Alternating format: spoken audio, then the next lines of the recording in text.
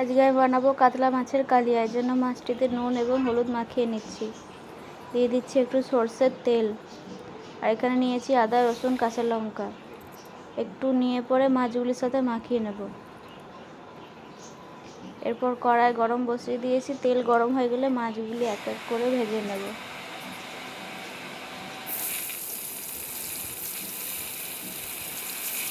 মাছগুলি দুই সাইড ভাজা হয়ে গেলে তুলে নেব। আর একটুখানি তেল দিয়ে দিচ্ছি তেজপাতা, গোটা গরম মশলা এবং কুচিয়ে রাখা 4-5টা পেঁয়াজ।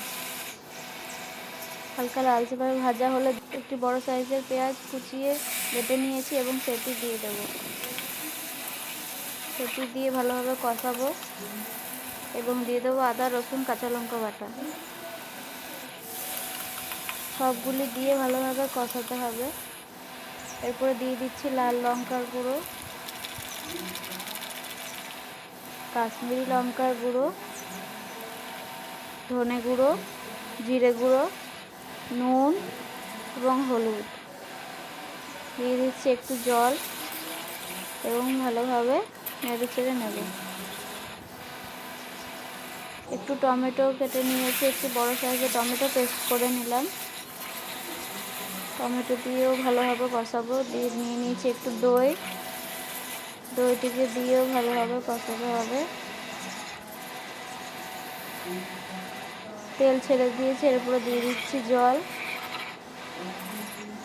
গ্যাসটি বাড়িয়ে দিয়ে ঝোলটাকে একটু ফুটিয়ে নেব। ঝোলটি ফুটে উঠলে ভাজা মাছগুলি এক এক করে দিয়ে দিলাম।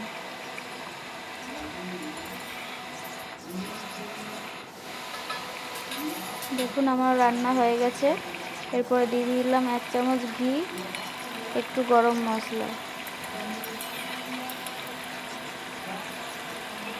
এরকম হবে গ্রেভিটা। দেখুন হয়ে গেছে। দেখতেও যেমন সুন্দর হয়েছে, খেতেও সেই রকম হয়।